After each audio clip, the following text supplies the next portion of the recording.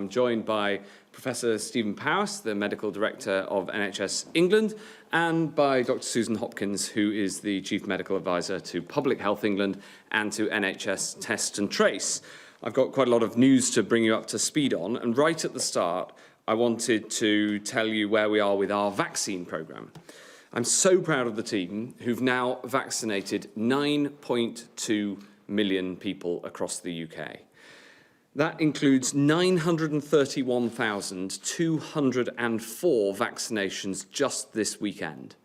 And to put that into context, that's 1 in every 60 adults in the whole United Kingdom vaccinated in one single weekend. It's a mammoth effort. I know just how much these jabs mean to people, and I'm so grateful for all the messages that we get, all the pictures that I'm sent of people being vaccinated. It fills me with pride that so many people are doing so much to help for this rollout to happen so smoothly, and I want to say thanks to you all.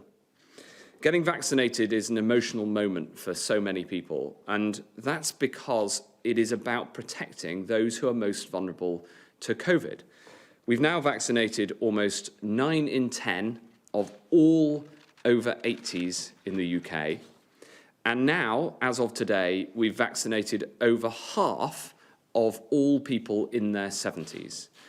And I'm delighted that I can tell you that we have visited every eligible care home with older residents in England and offered vaccinations to all of their residents and staff. This has been an incredible example of health and social care working together, working side by side to protect people who are in the most need. As Professor Martin Green, the Chief Executive of Care England, said today, this is a wonderful achievement and one that is testament to the hard work of care home staff and our colleagues in the NHS and local authorities. And I want to thank every single person who's helped us get this far. I also want to let you know some good news on vaccine supply. Today, we've ordered another 40 million vaccine doses from Valneva. As we have all along, we've invested early and at risk before we know for sure if it'll come good, because from the start, we've taken a no regrets attitude to backing vaccines. We've tried to leave nothing on the table. If this gets regulatory approval, the Valneva vaccine, like many others, will be made right here in the UK. The Oxford AstraZeneca vaccine is made in Oxford and Staffordshire and Wrexham. The Novavax vaccine is being manufactured in Teesside. And if approved, this Valneva vaccine will be manufactured in Livingston in Scotland. We didn't start this pandemic with a large-scale onshore vaccine manufacturing capability. So we're building one all across the United Kingdom. And the vaccine programme just goes to show how important it is, the whole UK working as one, together. We now have over 400 million doses of vaccines on order. This is obviously more than the UK population needs.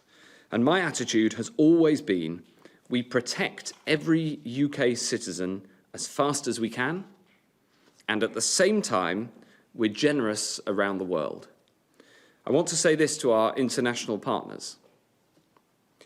Of course, I'm delighted about how well this is going at home.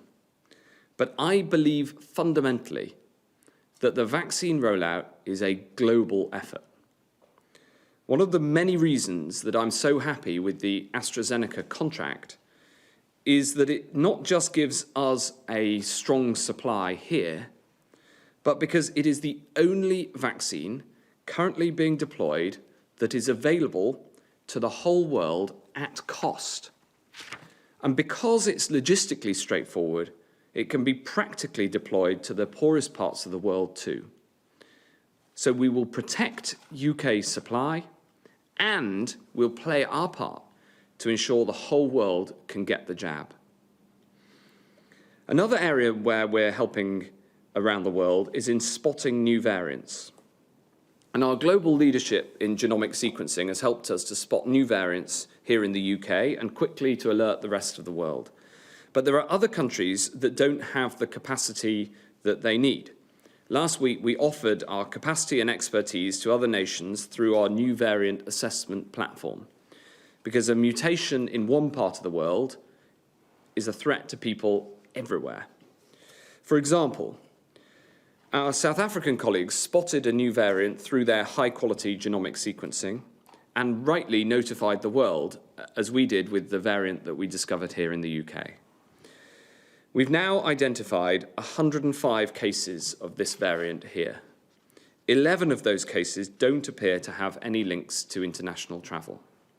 There's currently no evidence to suggest this variant is any more severe, but we need to come down on it hard, and we will.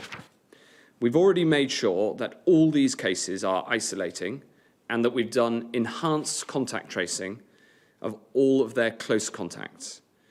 We're surging extra testing into the areas where this variant has been found and sequencing every single positive case. Working with local authorities, we're going door to door to test people in the local area. These cases have been identified in the following postcodes: in W7, N17, CR4, WS2, ME15, EN10, GU21, and PR9. If you live in one of these postcodes where we're sending in enhanced testing, then it is imperative that you stay at home and that you get a test even if you don't have symptoms. This is so important so that we can break the chains of the transmission of this new variant, and we've got to bring this virus to heel. So, there's lots of good news, but this is a stark reminder that the fight against this virus isn't over yet. Every day, we're protecting more people and getting ourselves one step closer to normal life. But this is no time to let things slip. So let's all of us do what we must to get this virus under control.